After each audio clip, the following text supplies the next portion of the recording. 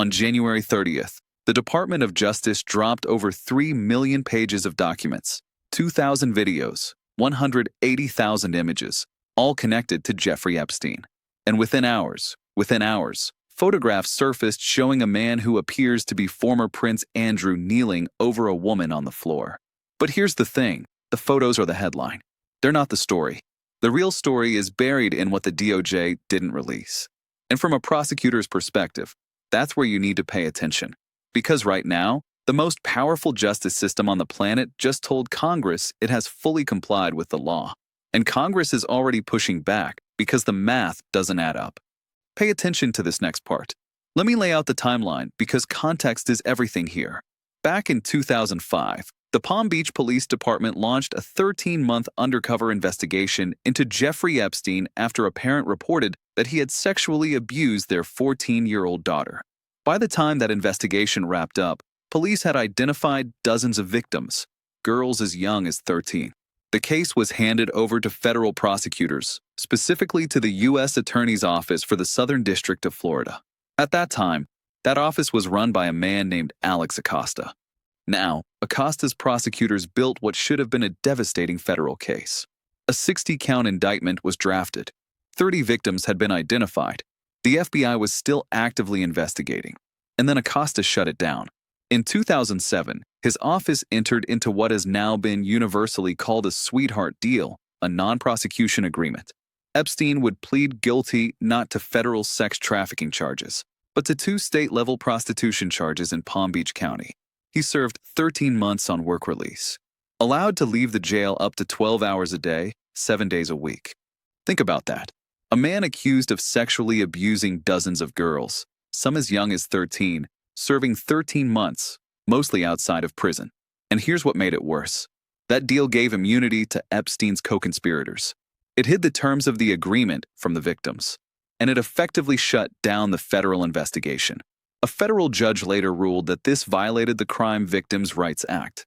The DOJ's own Office of Professional Responsibility said Acosta used poor judgment, but no one was held criminally accountable. Now, fast forward. In July 2019, federal prosecutors in the Southern District of New York, Jeffrey Berman's office, brought new sex trafficking charges against Epstein. This time they were going for the full force of federal law, up to 45 years in prison. 6 weeks later, on August 10, 2019, Epstein was found dead in his jail cell. The official ruling, suicide, and the federal investigation, at least as a prosecution, stopped. But here's what people forget. When Berman announced Epstein's death, he said this: "The investigation into the conspiracy caught, the broader network, remains ongoing." That word conspiracy is not accidental. That's prosecutorial language. That means they were looking at other people. Now, we get to January 30th, 2026. The Epstein Files Transparency Act was passed by Congress in November 2025 with near-unanimous support from both parties. It required the DOJ to release all federal documents connected to Epstein and Ghislaine Maxwell within 30 days. The DOJ missed that deadline. They said the volume of material, 6 million pages, required more time to review and redact victim information.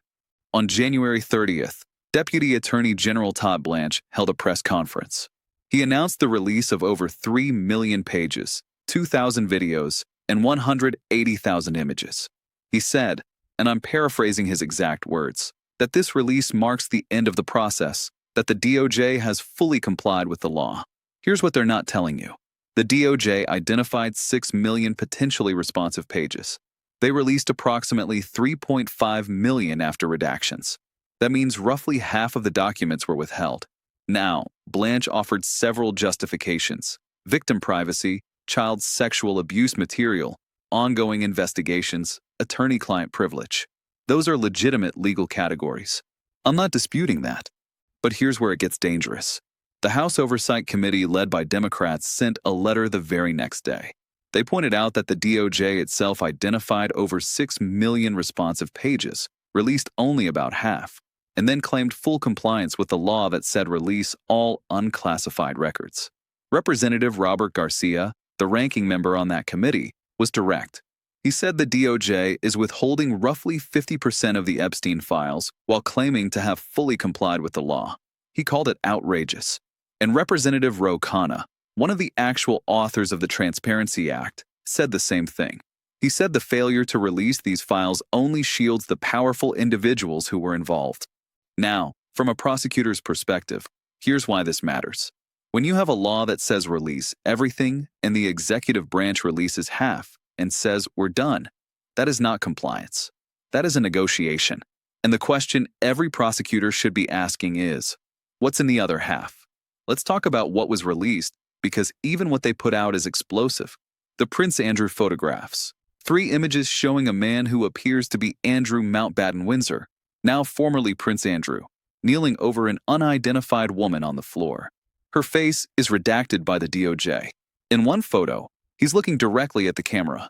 In the others, his hand is on her abdomen. No caption, no date, no location. The DOJ provided 0 context. And accompanying those photos, emails, an account labeled The Duke, exchanging messages with Epstein. In one August 2010 exchange, just months after Epstein was released from home detention under that sweetheart deal, Epstein offers to introduce Andrew to a 26-year-old Russian woman for dinner in London. The response would be delighted to see her. And then, will she be bringing a message from you? Please give her my contact details. In a separate September 2010 exchange, the same account suggests dinner at Buckingham Palace and adds the phrase, lots of privacy. Now, Mountbatten Windsor has repeatedly denied any wrongdoing.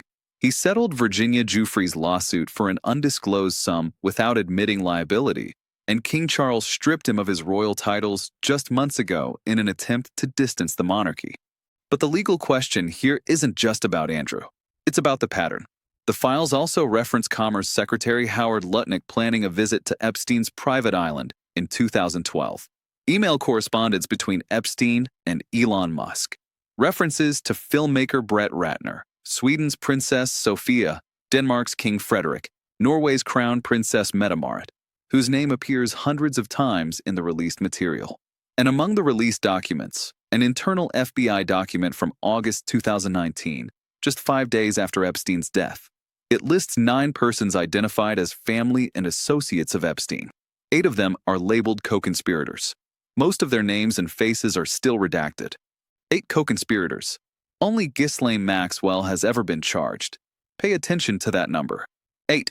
And remember, Acosta's 2007 deal gave immunity to co-conspirators. Maxwell was convicted in 2021. The Supreme Court declined to hear her appeal in October 2024. Her conviction stands, but 7 others at minimum have never been charged with anything. This is bigger than one case. This is a systemic failure across multiple administrations, multiple prosecutors, and multiple institutions. So, what happens now from a legal standpoint? The Oversight Committee has issued a subpoena to Attorney General Pam Bondi, demanding the full, unredacted files. That subpoena has not been fulfilled. Senate Minority Leader Chuck Schumer has asked pointed questions publicly, including whether every document mentioning the word Trump has been released and whether all co-conspirator memos have been disclosed. Deputy AG Blanche pushed back on the suggestion that the DOJ protected anyone. He said there was no White House oversight of what the material showed. He said if evidence exists that others abused victims, the DOJ would pursue charges. But here's the problem with that statement. The DOJ said it would pursue charges, but it's also withholding half the documents. You can't make that promise credibly while simultaneously sitting on millions of pages. And from a broader institutional perspective, this raises a question that should concern every American regardless of party. We had a federal prosecutor in 2007 who had the evidence to bring a major sex trafficking case. He didn't. He gave Epstein a deal that protected co-conspirators and silenced victims. Then in 2019, a new prosecutor brought the case and the defendant died before trial. Now in 2026, Congress passed a transparency law with overwhelming support from both parties. And the executive branch is claiming compliance while withholding half the responsive material. At every single turn, the powerful have been protected from accountability. The victims have not. Virginia Giuffre, who brought lawsuits that forced much of this into public view, died in April 2025. She never saw a single person other than Maxwell held criminally accountable for what was done to her and to dozens of other young women. This is what institutional failure looks like. It doesn't happen all at once. It happens step by step, deal by deal, redaction by redaction, deadline by deadline. And the question right now, the question that should keep every prosecutor, every judge, every member of Congress up at night is whether anyone in this network will ever face real federal accountability. Because the documents that exist, the ones we've seen, they show a network. They show connections. They show a pattern of conduct spanning decades in multiple countries. But a network requires prosecution, and prosecution requires political will. And right now, political will is the one thing this case has consistently lacked. Here's where we are. 3 million pages are out. 500,000 have been uploaded to the DOJ website with no index, no table of contents, no explanation of how any single document fits into the broader investigation. The Oversight Committee is demanding the rest. Lawmakers on both sides have questions, and the public is watching. But watching isn't enough. The Epstein case exposed something that goes far beyond one man. It exposed a system where wealth, political connections, and institutional deference allowed decades of criminal conduct to continue with minimal consequences. The sweetheart deal, the sealed agreement, the dead defendant, the withheld documents. Every single one of these was a choice made by people with the authority to act differently. And the victims, the girls and young women who were abused, they paid the price for every one of those choices. So, as this investigation continues, and it will continue, the most important thing you can do is stay informed, demand answers from your representatives, and hold every institution in this chain accountable for what they knew and when they knew it. More accountability, more truth. This story is not over.